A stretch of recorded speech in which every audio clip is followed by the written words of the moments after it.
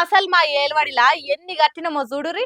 మా హయాంలా అదిరిపోయే గుళ్ళు బిల్డింగ్లు ఏ తీరు నిలబెట్టినమో చూడురి అనుకుంటా బీజేపీ వాళ్ళు ఇచ్చుకునే ఎలివేషన్లకు వాళ్ళు కట్టిన ఏ తీరుగో ఇప్పుడు కానొచ్చే సీన్లకు ఎంత తేడా ఉందో మీరే చూడురి. పనిమంతుడు పందిరేస్తే అన్నం చేయదాలికి అడ్డం పడ్డదన్నట్టే ఉంది ఈ ముచ్చట. వరుస పెట్టి కురుస్తున్న వానలు చేయంగా ఒకటి కాదు రెండు కాదు 970 కోట్లతోని 4 అంతస్తులు కట్టిన కొత్త పార్లమెంట్లకు నీళ్లు వచ్చినాయి. ఇగో ఇట్లా పైకప్పుకెళ్లి నీళ్లు కురుస్తుంటే కింద బకెట్ పెట్టిరు మంచిగా. ఇక ఇప్పటికే సోషల్ మీడియాలో వైరల్ అవుతున్న ఈ వీడియోలను కాంగ్రెస్ వాళ్ళు చేతుల్లో షేర్ చేస్తారు. ఇక కాంగ్రెస్ ఎంపీ మాణిక్యం ఠాకూర్ అయితే ట్విట్టర్ లో పోస్ట్ చేసుడే కాకుండా ఈ ముచ్చట మీద లోక్సభలో వాయిదా తీర్మానం కూడా పెట్టిండు. ఆయన అంటే అన్నారంటారు కానీ ఏమన్నా ఏండ్ల కిందట ఆ బిల్డింగ్ మే 28, 2023 నాడు మోడీ సార్ గ్రాండ్ ఓపెనింగ్ చేసిండి కొత్త పార్లమెంటు బిల్డింగ్ ను. అంతా కొడితే ఏడాది మీద 3 నెలలు. ఇప్పటికే ఈ పాటి వానలకే ఈ తీర్ల గురిస్తే ఏం పనితనము ఎవరు తప్పు మరి అనుకుంటా పక్క పార్టీ వాళ్ళు కాకుండా పబ్లిక్ కూడా గట్టిగానే అరుచుకుంటారు. పక్క దేశాలు కూడా ఇచ్చంతరపోయే తీరు పతారా నిలబడే తీరు ఉండాలి మన పార్లమెంటు అని అన్ని 100 కోట్లు పెట్టి కట్టుకొని మురిసిపోతుంది. మరి ఏమాయ్ ఇప్పుడు ఇసొంటి వీడియోలు వైరల్ అయితే అదే పక్క దేశాలలో ముందు మన ఇజ్జత్ ఇంకుడు గుంతల పాలైనట్టే కదా అని అనుకుంటా సురుకులు అంటిస్తున్నారు నెటి జనాలు.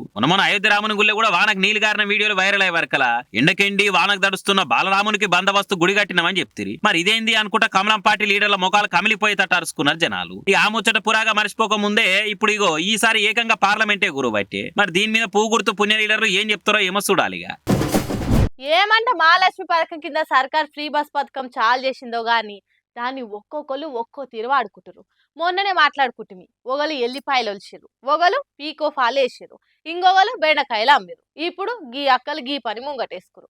మరి వీళ్ళు కావాలని సర్కార్ను బదలాం చేద్దామని గిట్లా చేస్తుర్రా లేకుంటే టైంను ఆదా చేస్తుర్రా తెలియదు గాని ఈ ముచ్చట అసెంబ్లీ దాకా పోయి పెద్ద దుమారం లేపిందిగా.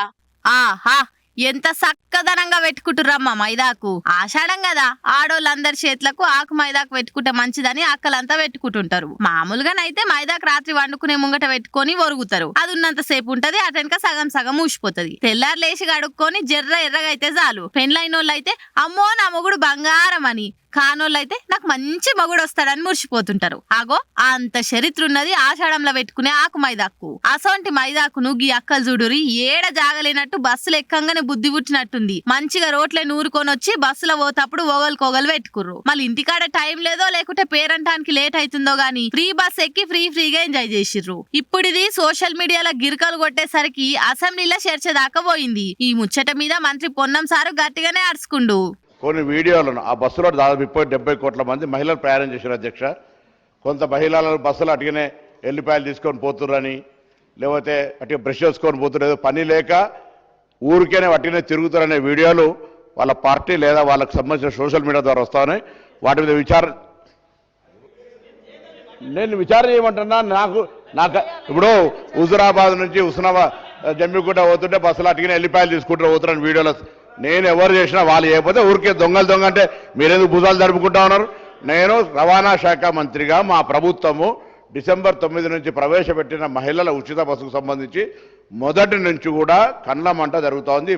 స్కీమ్ సక్సెస్ అయిందని ఆగనట. ఇదంతా బీఆర్ఎస్ సర్కార్ కావాలని అలా సోషల్ మీడియా నుంచి గిట్లా ప్రచారం చేపిస్తుంది అనగానే గుమ్మడికాయల దొంగలు ఎవలంటే భుజాలు ధర్ముకుర్రు అన్నట్టే కయ్యున లేచింది ప్రతిపక్షం. ఏందో ఏమో గీ పథకం వచ్చి ఆడోళ్ళకు ఆసరైతుంది అనుకునే లోపే గిసొంటి పంచాదులు బయటకెళ్తున్నాయి. అయినా సర్కారు ఎంత ఆపుదామని చూసినా ఒక పరి సోషల్ మీడియాలో పడితే ఆగుతా అది. ఇది ఏడుదాకా దారి తీస్తుందో చూడాలిగా.